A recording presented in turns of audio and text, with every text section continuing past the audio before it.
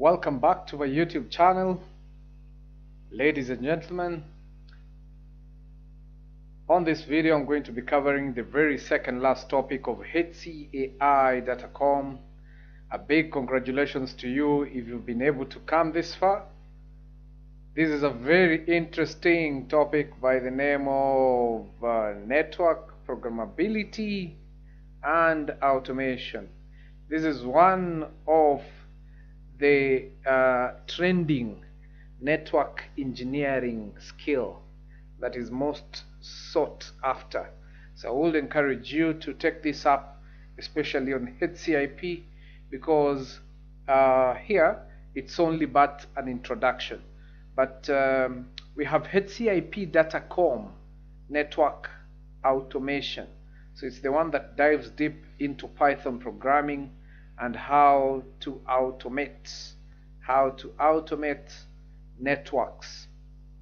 Okay, so ladies and gentlemen, the forward, new protocols, technologies, and delivery and O&M modes are emerging in the network engineering field. Conventional networks face challenges from new connection requirements, such as requirements for cloud computing and artificial intelligence, AI. Enterprises are also pursuing service agility, flexibility, and elasticity. Against this backdrop, network automation becomes increasingly important. Network programmability and automation is to simplify network configuration.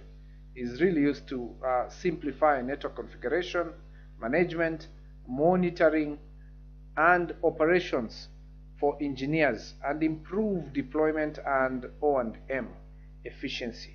So this course is going to help network engineers understand Python programming a little bit and implement network automation. By the end of this chapter, you should be able to describe the difficulties of conventional network O&M, understand the implementation of network automation, understand the classification of programming languages, describe the Python code style, and also be able to describe the basic usage of Python telnet lib, a library that is used for network automation. Okay, so let's begin by looking at an introduction to network programmability and automation. We begin by looking at the difficulties that you experience in managing or running the conventional network O&M. Now, conventional network O&M requires engineers to manually log into the devices, then query those devices and execute configuration commands, and thereafter filter command output. We know that we do this using protocols such as Telnet, SNMP, and others. So this is a highly human-dependent working mode, which is time-consuming, inefficient, and difficult to audit.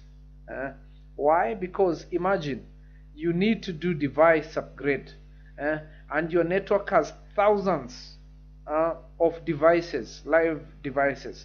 So how are you going to be able to do this upgrade? Because generally with networks, due to service requirement, most of the time you'll need to upgrade it regularly. So you have to do it manually, and that is quite time consuming and cumbersome. Also, configuration audit.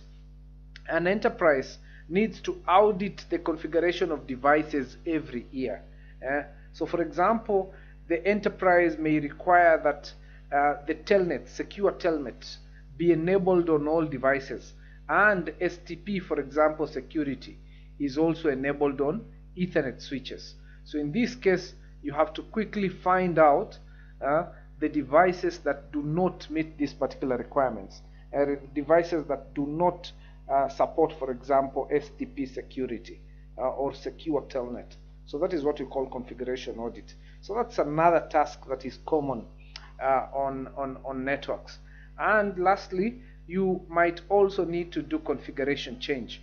One of the a regular configuration change that is made on networks is the details about device accounts and passwords.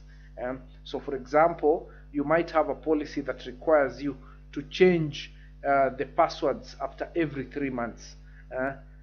So you have to do this after every 3 months. You have to perform this particular operation. So again, this is quite a task because you have numerous devices. You have to remember the complex commands and to be able to do either the audit or the configuration change. And as you can already guess, this is going to take a lot of time and might also interrupt the network services.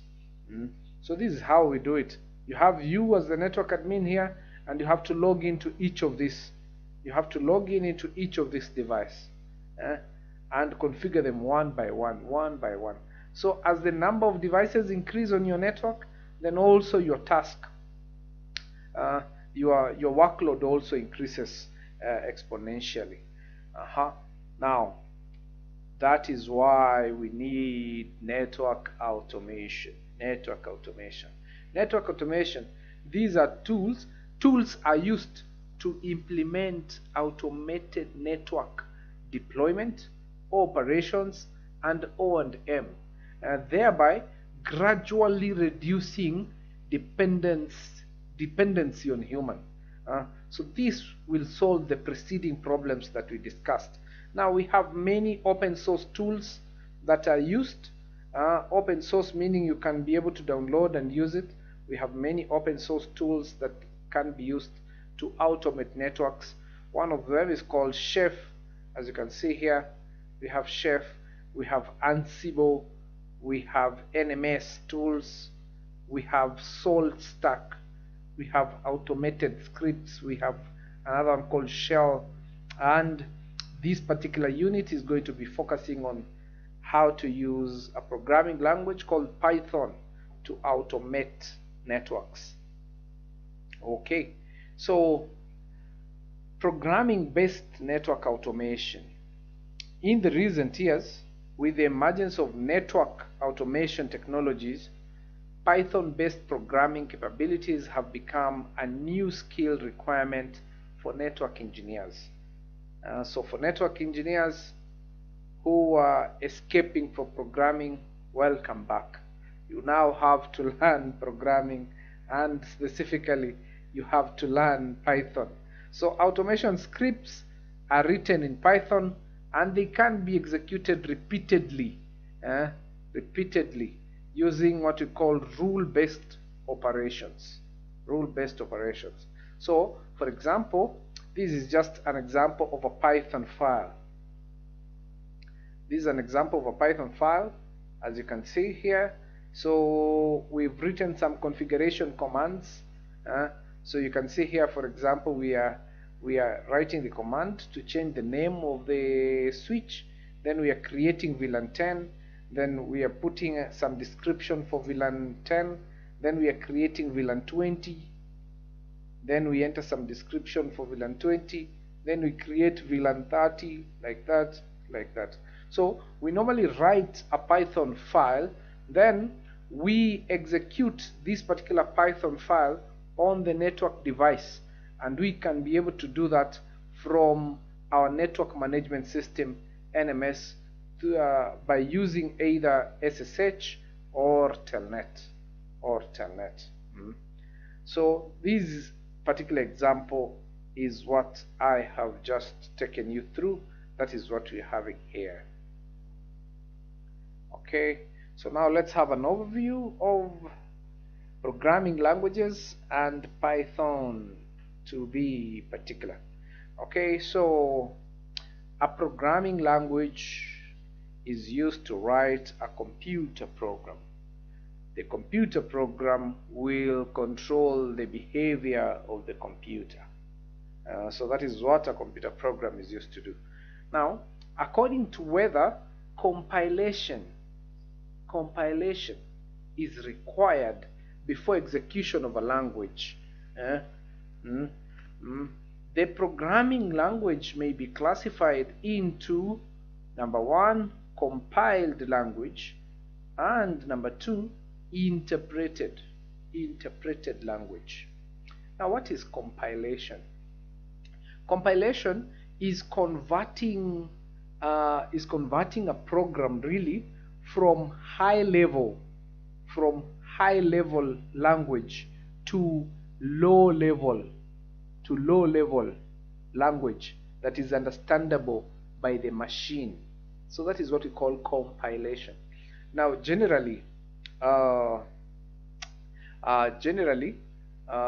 me, okay, just a moment. Okay, my scroll is misbehaving.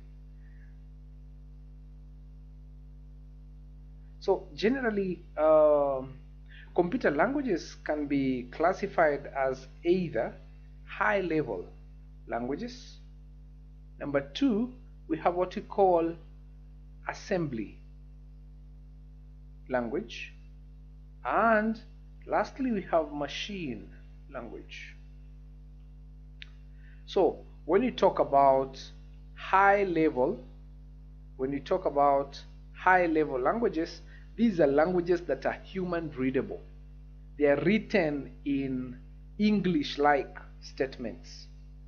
So normally what you call the source code, that program that you write using, for example, Python, is a high level language. Now computers cannot be able to execute that particular program the way you have written it, and that's why it needs to go through a compiler. When it goes through a compiler, then it becomes an executable file, and that particular file actually has zeros and ones that your machine now can be able to understand. Those zeros and ones is what we call machine language.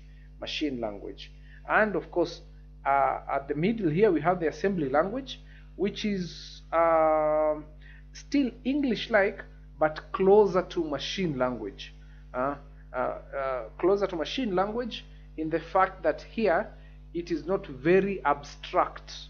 It's not very abstract like the high-level languages. So we have another language in the middle there that is called assembly language. Now, let's go back to the initial discussion. So we were saying, if a program needs to be compiled before it runs, then it's called a compiled language. It's called a compiled language.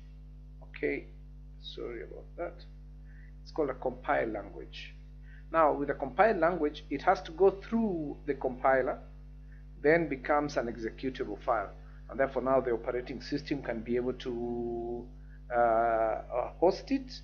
That is, you can be able to install now this, for example, into the operating system, and you can be able to execute that particular file on your CPU, whether it is the x86 architecture or ARM CPU architecture. On the other hand, we have interpreted languages. Now, with interpreted languages, you don't have to compile it. You don't have to compile it for it to run on your computer.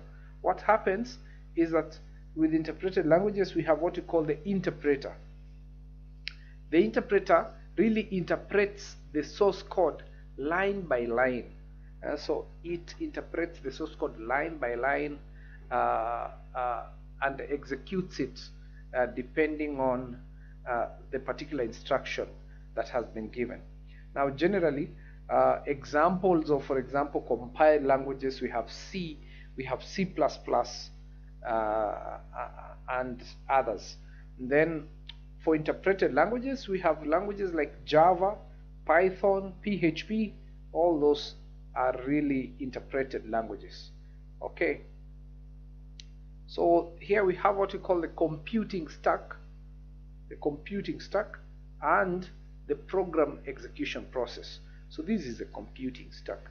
You can just think of it as the layers of a computer. So we have, as you can see, at the middle here, you can see we have the, sorry, not there really, but here. here you can see that we have the hardware. So the hardware, on the hardware we have on your CPU we have a micro architecture. We might be using the ARM architecture or the ×86 architecture. Then on your CPU we have the gates and registers, which are the ones that are the electronic transistors that are used to do computations using transistors, and now the physics behind it, that is electricity, that is able to do the calculation. So that is the hardware. Now on this particular level of the hardware level, the only language that the computer understands is the machine code, and the machine code, as I said earlier, is in zeros and ones, so your hardware can only be able to execute zeros and ones. Okay, then we have the upper stack, where now we have the software. So here you have your application. Your application is written using algorithms in order to perform certain actions, and it's written in a high level language. It has to be translated to assembly language, then to machine code, before it is able to be executed on the CPU. So generally that is a computing stack. On the other hand, when it comes to the program execution process here, so you write your program in using a high level programming language. So for example, this is how we declare variables. For example, temp is equals to this, like that. So it's going to be translated into assembly language, as you can see here. It's going to be translated into assembly language, and then after that it's going to be translated to machine code, to zeros and ones. So that's how it flows from high level to assembly, then from assembly to machine code. And from machine code now we have an instruction set. Instruction set is really what is going, the action, the task that is going to be performed by that particular program. Okay.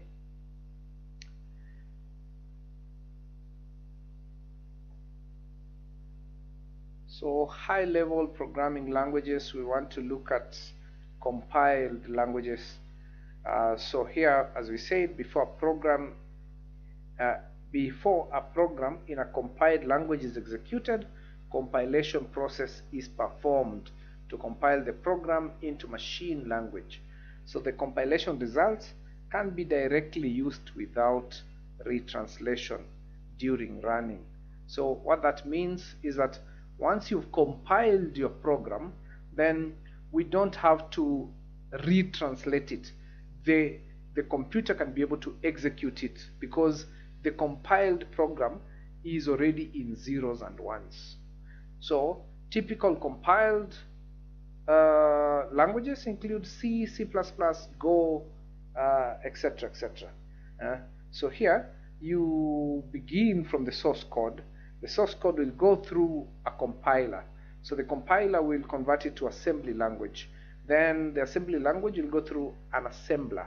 The assembler will convert it to an object module, which is a machine language module. After that, normally many languages have what we call library function. That is, they come with what we call default functions, if you can allow me to use that name. Functions that will allow you to perform certain tasks, like function that will allow you to do input, to do output, to calculate the square root, for example, of a number. So you don't have to write a program to calculate the square root. You simply call that function. So that is what we call the library function. Functions for time, etc. So your program, your object module, is going to be linked up with the library function. That is done by using the linker, and the linker will now generate what you call the executable code, which is in machine language. Now that is going to be loaded by the loader to the memory and be executed. So generally that is how your compiled language is processed on a computer. On the other hand, what is the difference between that and interpreted languages? Interpreted language programs do not need to be compiled before running. So they are translated line by line when running. Line by line, very important. They are translated line by line when running. So typically, languages such as Java and Python are interpreted languages. So the process from the source code to the programs, so the source code of an interpreted language is generated by the compiler. So you can see we have the Java language program, which is now the source code. So it's going to go through the compiler, and the compiler is going to produce what you call a bytecode. A bytecode. Now, this bytecode is going to be executed by a VM, what you call a virtual machine. For example, for Java, that virtual machine is called JVM, or Java Virtual Machine. So the Java Virtual Machine is the one that runs the bytecode. And of course, just like in the previous one, we also have library functions that come with, for example, Java. Similarly, for example, with Python, because it's an interpreted language, it simply goes through the compiler. You can think of the compiler here as the interpreter, really, as the interpreter. Then that is converted from your program to a bytecode and finally runs on the PVM. So PVM is Python Virtual Machine. So what is Python? Python is a fully open source, high level programming language. Some of the advantages of Python: number one, it is dynamically typed with elegant syntax. So it allows learners to focus on the program logic rather than syntax detail learning. So what this means, number one, is that it's easy to learn because the syntax is not very complicated. What is a dynamically typed language? Now, generally, any programming language will allow you to create variables. Variables are used to store different types of data on your program. For example, you can create a variable to store the first name or a variable to store the second name. Now, for example, in C, if you want to create a variable, for example, to store the first name, you have to specify the data type. For example, a string. So that is in C++. So string, then the name of the variable. For example, first name, like that. So you have to do that. But so with such languages, we call them statically typed. Why? Because with this kind of language, you have to specify the data type when you're declaring the variable. You have to specify the data type, string. So for example, again, you want to declare a variable to hold age, so int for integer, int age, like that. So you have to do that. But for dynamically typed languages, you don't need to specify the data type. You simply declare the variable, and the computer itself will, the language itself will determine the type of data that you've stored in that particular variable. So that is what we call dynamically typed language. And that makes some languages easier to use when they're dynamically typed, because you don't have to stress. Because you can, for example, even though you've called this age, you can be able to store even a character inside that variable. Okay. So the other advantage of Python, it supports both procedural and object-oriented programming. So these are two different programming paradigms. One uses statements and functions, the other one uses classes. Object-oriented programming uses classes. So it supports both of them, Then it also provides a good number of third-party libraries. Like one of the library we're going to look at is called telnet nib, that it will allow you to telnet into a device and be able to configure it using Python. So it allows so many third-party libraries, and it's also nicknamed the glue language.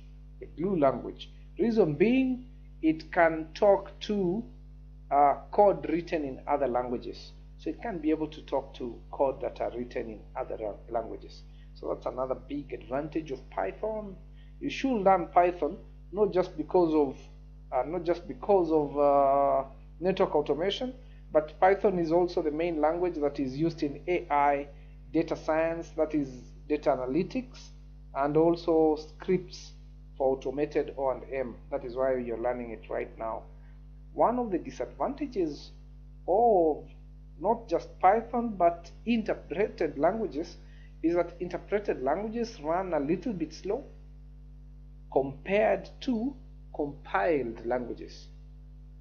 Remember, we said compiled languages, when they are compiled, they are saved as machine code, and therefore the computer doesn't need to reinterpret it.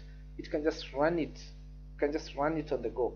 But when it comes to Python and other interpreted languages, the computer has to translate the code line by line into machine code. And this is time consuming. So that's why interpreted languages run a little bit slower compared to their counterpart, compiled languages.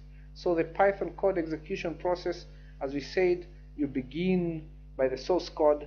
Source code is what you've written in the high-level language. It goes through the interpreter. We form the bytecode, and finally it's executed. It's executed on the Python virtual machine. So the Python VM converts the bytecode into machine language. Then the hardware executes the machine language. Normally, the Python bytecode will have the extension .pyc.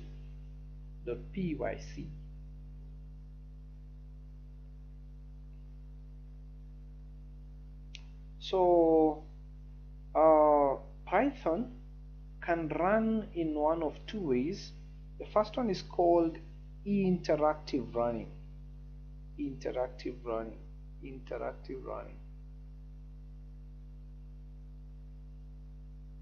And the second one is called script. In one of two modes. The second one is called script mode. So we have interactive mode and script mode. Interactive programming does not require the script file to be created. So the code is written in the interactive mode of the Python interpreter. So what that means is this. For example, on the command prompt of your Windows operating system, if you open the command prompt and you've installed Python, you can type Python. Then after that, you can be able to execute Python code. So for example, after typing Python, you're going to get this particular prompt. If you type this print hello world, then you press enter, it's going to print hello world. You declare a variable like this, you declare another variable and assign it the value 2, then you say print a plus b, it's gonna print 3. So that is what we call interactive mode. So you're running the code not from a file, but as you type, things are happening. So that is what we call interactive mode. Now, the second way in which you can execute Python is script-based running. So in script-based running, you have to create a file. That file is saved with the extension .py. So for example, here we have the file demo.py. The first statement on the file, print hello world. The second statement, we declare a variable a, assign it the value 1. we declare a variable b, assign it the value of 2. Then we print a plus b. So how do you execute this particular file that has been written in Python and saved with the .y? So if you've installed Python in your machine, you go into the command prompt, for example, you type Python, then the name of the file dot the extension of the file, and it's going to execute that particular Python file. So it's going to print hello world, then print 3. So that is what we call script mode. So you can run Python in one of those two ways, interactive mode or script mode, if you're executing a file. Okay, so let's learn some basics. Let's learn some basics about the style of writing Python code. So code style rules. So code style rules refer to naming rules, code indentation, code and statement segmentation modes that must be complied with when Python is used to write code. So the good styles rules help improve code readability and also facilitate code maintenance and modification. So we have some rules here. For example, this one is for how and when to use the semicolon. Unlike C and C++, you don't have to terminate every statement in Python with a semicolon. You don't have to do that. However, it is recommended that each sentence or statement be in a separate line. So for example, you've seen earlier that we declared A, assigned it to 1. So if we want to declare B, we have to write it on the next line, on a separate line. B is equals to 1, to 2, for example. So again, we don't have to use semicolon to terminate every statement, but every statement should begin from a new line. So that is what we call a statement. So this is one statement, this is another statement. Some literature also call it a sentence. Okay, then we have blank line. So different functions or statement blocks can be separated by spaces. So a blank line helps differentiate two segments of code, improving code readability. So what is a blank line? So for example, we've declared A and B, then we want to print A plus B. So we can do that, print like that, A plus B, A plus B, like that.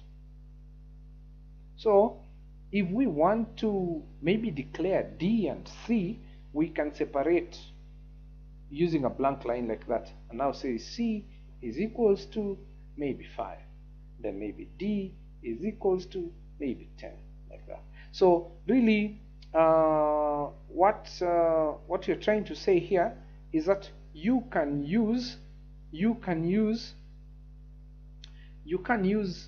what you're calling blank line, this one here. You can use this blank line here to separate different parts of the code. Why? You just want to improve the readability. Why is readability important? It helps during code maintenance and code modification. And so you can separate using a blank line. Then parentheses. So parentheses are simply brackets. Parentheses can be used for the continuation of long statements. Please go and read more about that when you have time. Then we have space. This is the other important one. Spaces are not recommended in parentheses, but you can determine whether to add spaces on both ends of a particular operator. So also read more about that, but we're also going to see about code indentation. Okay, so we want to see how do we name identifiers. in Python. So an identifier in programming is simply a name. The name can be used to name what you call a constant, a variable, a function, a class, etc., etc. So user-defined names. Now normally we have rules for writing these names that are called identifiers. For example, they can contain letters, they can contain digits, they can contain underscores, but they might not contain any other special character other than an underscore. So that is one of them. You cannot also have spaces. Between these particular names. For example, here we have a variable name user underscore ID. So whenever you think your name is made up of more than one name, then you join them using an underscore. So you cannot have white spaces for a name. It has to be one word. Then also it cannot start with a digit. So you cannot start your identifier, your variable name, with a digit, like 4 underscore password. That is incorrect identifier. Identifiers are also case sensitive and must be unique. Case sensitive, don't forget, case sensitive. So here user ID and user ID are two different identifiers. They are two different identifiers because this one has uppercase U, uppercase I and D, but this one everything lowercase. So these are two different. Why? Because they are case sensitive. The other thing is that it has to be unique. So you can't have the same identifier declared more than once. And if an identifier does not comply with the rules, the compiler will generate a syntax error. It will generate a syntax error. Then we have the print function. The print function is a built-in function of Python and is used for output of content, the content that is in the parentheses, the output of content that is in the parentheses. So you can see, for example, here we have print user ID, print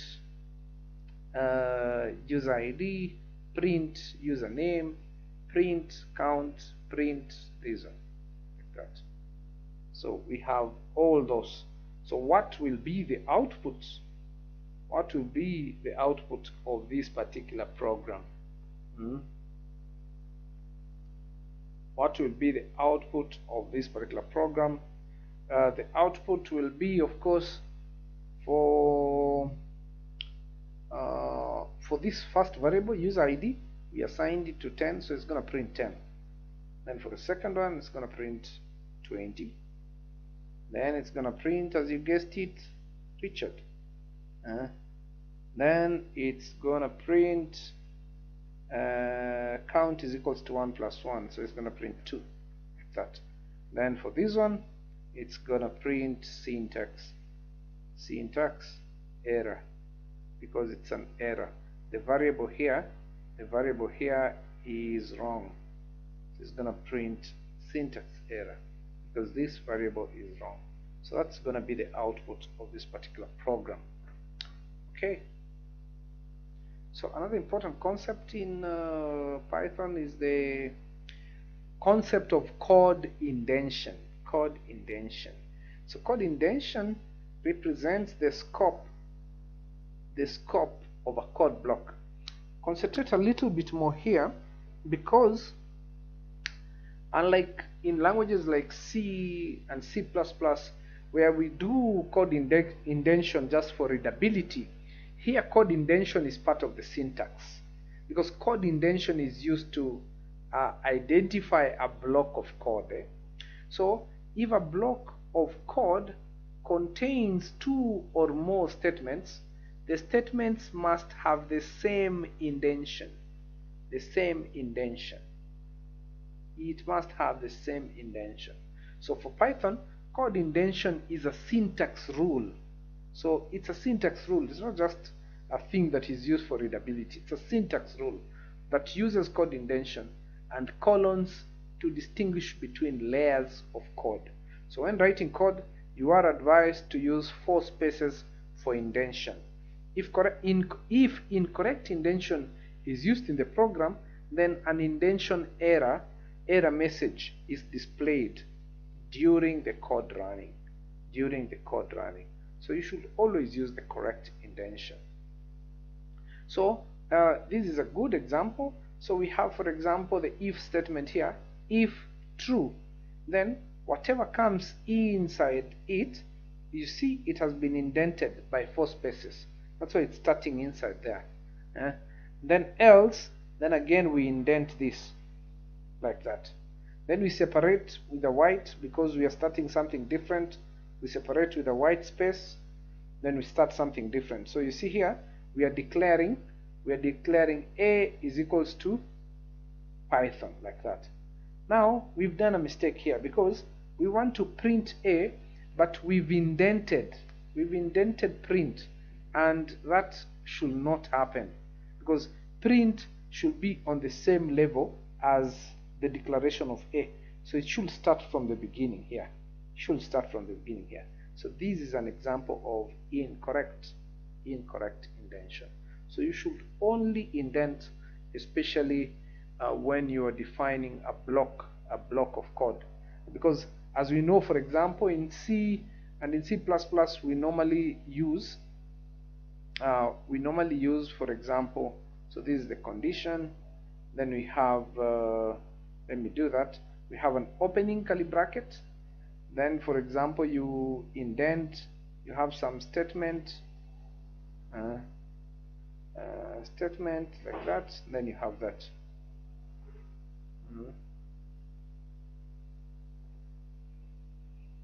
So in C++, the curly brackets are used to define a block, but here the indentation defines a block in Python. So it's part of the syntax and not just code readability. Okay, then using comments, just like in any other programming language, we have 2 types of comments in Python: single line comments and multi-line. Single line done using a hashtag, multi-line done using triple quotes. You can see if you want to do a single line comment, here, hashtag assign a string to A. Comments are important. They're very important because they help you to remember the different parts of your program when you want to maintain or update the code. They also help others that did not write that particular program to be able to have an easy time to go through the program, learn it, and also be able to maintain or update it. So for multi-line, you do the triple quotes, double quotes, then again you do some comments in between, then you end it again with triple double quotes like that. Okay. So the source code file structure, how does it look like? A complete Python source code file generally consists of interpreter, encoding format and encoding format declaration. Then you have the document string, then you have the module import and the running code. So those are the things that must be there on any source code file. So this is the interpreter here. This is how we do the interpreter declaration. The interpreter declaration generally is used to tell us where the interpreter has been installed, the location where the interpreter has been installed. So here it has been installed under the user bin, and then environment, then Python. So under this folder, user bin env, like that. Okay, then the next one is encoding format. Encoding format, as you can see here, this one, for example, is using UTF-8. So we have several encoding formats. We normally have UTF-8, we have ASCII code. So for example, for Python version 2, it supports only ASCII code. For Python 3 supports both ASCII and UTF-8. Why is UTF-8 important? UTF-8 supports Chinese language, but ASCII does not support Chinese language, for example. Okay, then we have the description, the code description. So this particular description is used to tell us about the program. What does the program do? So to describe the function of the program. So it's just like a comment, just like a comment. This document is intended for blah blah blah. Then other than that, we can have the import, the module import. So we can be able to import several modules. How to do that is we type the word import, then the name of that particular module. So for example, import time is gonna import functions that are used for processing time, functions that are used for processing time, so that we just call those functions. Then of course after that we now have the code that you're writing, the code that you're writing, the source code that you're writing to solve a particular problem. Okay, so what is the difference between a Python function and a Python module? So a function is a block of organized, reusable code that is used to perform a single or related action. A single or related action. So it can improve the modularity of the program and code utilization. The function is defined using the def keyword. The def keyword. So let's see an example. So here you see we have def. We have def. Then the name of the function, sit. Then a function normally has a parenthesis, the brackets. So that is how we define a function.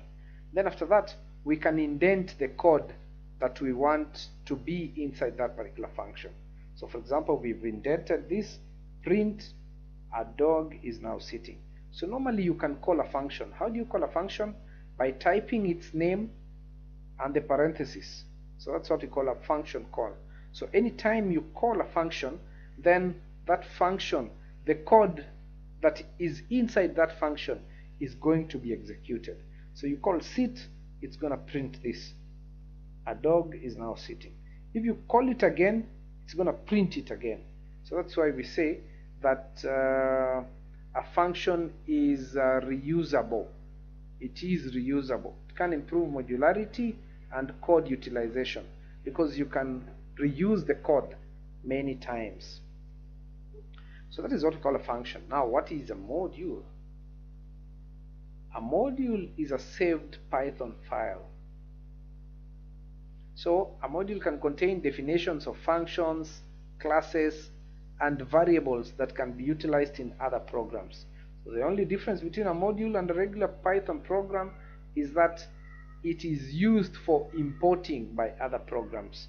So that means that a module will not have what we call the main function. So normally, just like in C, C++, the flow of the execution of the program begins from the main function. The main function is the function that the compiler will look for and call automatically when you start executing that particular program. So we only have one main function in any computer program, only one. So any other file that has other user-defined functions, variables, classes, and does not have the main function is what we call a module. So for example, here we are creating a Python file called test.py. Then we are importing we are importing a module. So import demo. So remember, this demo is just another Python file, particularly this one that we created here, demo.py. So how do we import it into test.py? We just type import, then demo, the name of the file without the extension. Then after we've imported it, we can be able to call functions that are inside this file, just as if they have been declared inside test.py. So that's what we are doing here. So we are calling demo.sit. So when we call that particular function, it's going to print this twice. A dog is now sitting. A dog is now sitting. So it's going to do it twice because the first time we import it, it's going to print this, because in this file we've called it. Then again we call it the second time here. So that's why it's printing a dog is now sitting 2 times. Okay, Python classes and methods. As we said, Python supports OOP, object-oriented programming. A class is a collection of properties and methods that are the same. Properties are simply variables that are used to describe a class.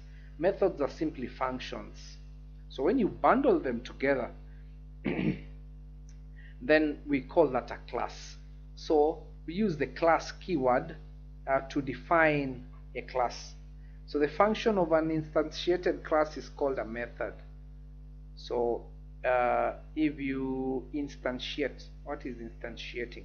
If you create an object from a class, then the functions of that particular class, they are no longer called a function but a method.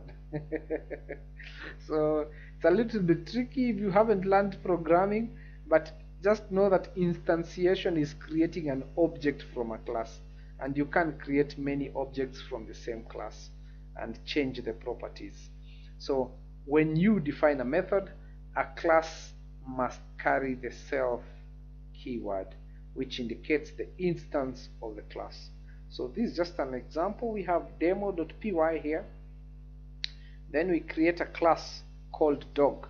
So we have to use the class keyword, then the name of the class. Now inside that class, we've defined a function called sit.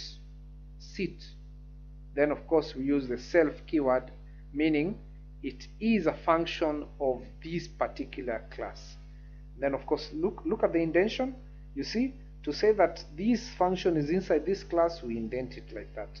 Then inside the function we have the print statement. You see, we've indented it again to say that it's inside this particular function. So print a dog is now sitting. So inside that class we have that particular function. Then of course we use white space to say that that is the end of the class A. So we begin something new. So here we are creating an object. How do we create an object? The object name, which is an identifier Richard, is equals to dog. So that is how we create an object. That is how we create an object. Then after that we are printing. Print.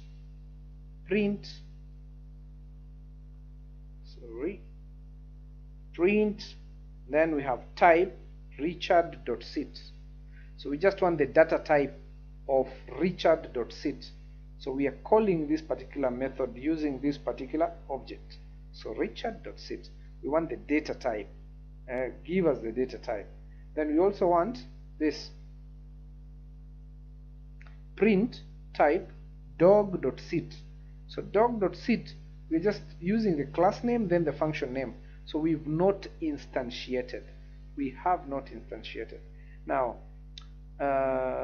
when we execute this, we are going to get this as the printout, that this is a class, the data type is a class, and it's a method for richard.sit. For dog.sit, the data type is a class and it's a function because we've not instantiated. Yeah?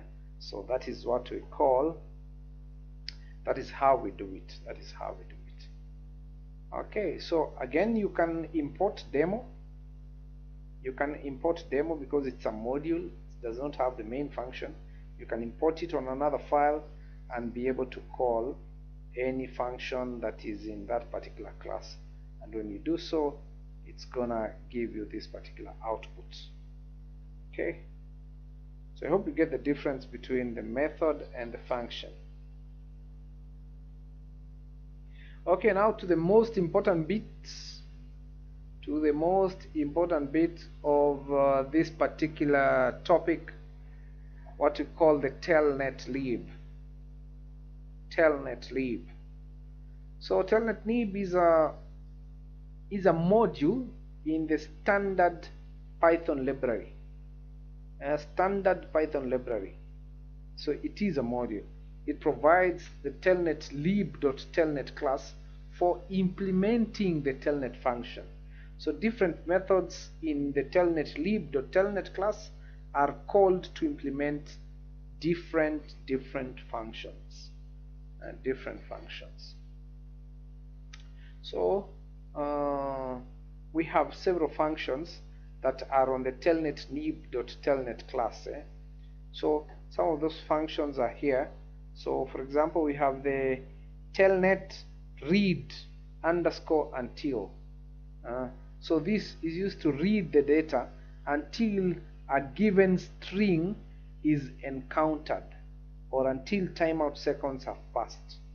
So that's why you're going to give it some data here, expected, or some timeout. So that is the telnet read until function. Another one that is important is telnet read all. So it's used to read until the end of file, EOF, end of file. Then we have another one, read very eager. So it's going to read everything that can be without blocking input and output. Then we have telnet write, is used to write a string to the socket. Then we have close. Telnet close is used to close a connection. So how to use the telnet lib? You have to begin by importing it. By using the from keyword, then telnet lib, then import, then telnet. So you want to import the telnet class. Then you can now be able, after you've imported this class, you can be able now to use the different functions that come with that class. For example, here we are using the telnet function that is used to create a telnet connection to a specified server. You specify the host and the port number, for example. Then you can also call, for example, the telnet read all, this one that we saw here, this one, in order to be able to read all the data until the end of file. So let's have a look at a case. Okay, so here we want to log into a device using telnet lib. So how do we do it? So a network device functions as a telnet server, and the Python telnet lib needs to be used as a telnet client to log into the device. So how do we do that? So you have the telnet client, which is your PC. We have your switch on the network, which is your telnet server. So how do we ensure that we write a Python script that can be able to log in using telnet into this particular machine, to this particular switch? So procedure number one, you configure telnet, then you verify the telnet login procedure, then you write the Python code, then you verify the results. Is the Python code able to log in to that particular device? Okay, so generally first procedure, you have to configure connectivity so that you have connectivity between the PC and the device. You can be able to ping it. Then number two, you configure telnet.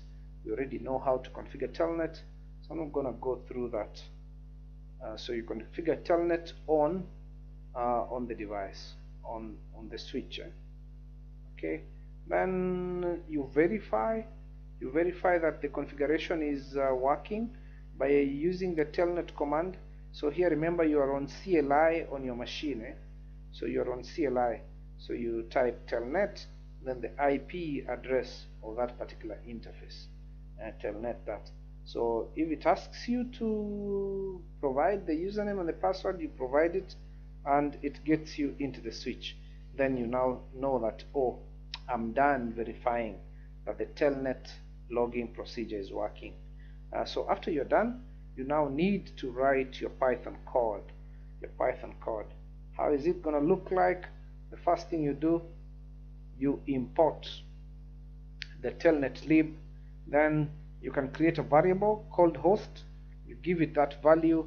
You create a variable called password. You give it that value. So anytime we have single quotes, it means it's a string. So even this IP address is not an integer, it's a string. So after we are done storing those two values, the IP address of the telnet server and the password that we're going to provide, we can now begin calling the telnet lib functions. So the first one we are calling here is the telnet lib.telnet that is used to log in to that particular device. So we give it the IP address of that device. Then after that, we say tn.read until. Remember, read until, it reads until it encounters a particular character. So we want it to read it until it encounters the character password. Then after that, we write the password. How do we write the password? We use tn.write. Then we give it the variable password.encode ASCII. So we want it to be sent as an ASCII, so as English characters. Then after it has been sent as an ASCII, we want to press enter. How to press enter using the code? We use this, the new line escape sequence. So /n. So it's going to press enter after entering the password. So that's what really happens. Then after that, if the password is correct, we want to use tn.read until. So we want it to read until it gets the prompt of that particular switch Huawei. So after that, it's going to show us that now we've entered into, it's going to provide us the system view of that particular switch, and when we are done, we can use tn.close to terminate the telnet session. So that's how the Python file to log into a device via telnet is going to look like. Okay, so how do we verify that that code is working? So we already did the manual verification that yes, we are able to telnet to that particular device. So you now need to run that file. On, for example, your command prompt on your PC, just like we saw earlier. Go to command prompt, then Python, then the name of that file .py. So when you do that, it's gonna log in and provide you the prompt automatically, Huawei. And now you can be able now to configure that particular device. So ladies and gentlemen, that was just a very simple example of how you can use Python to do that. A challenge that I'm giving you is to create a Python file that will be able to create VLAN 10 using telnet lib on that particular switch. So that is the challenge. Make sure you take it up. Otherwise, that is the end of this introductory topic to network automation. You can read more, you can learn more about Python on the python.org site, very important. Or you can also try W3 Schools, which is a resource that I've used to learn most of the programming languages that I know. It's a very wonderful resource. Ladies and gentlemen, asanteni sana for staying put and for the support that you've given me so far. I'm excited and glad that I'm going now to record the very last topic of HCAI.com, and it's because of your awesome support and participation. Let's keep interacting. Remember to share this resource with your friends and family who are doing networking. And my call to you today is that you learn Python. If possible, please take up the HCIP.com network automation certification in order for you to have a deep dive into network programmability and automation. Otherwise, asanteni sana and God bless you. Bye bye.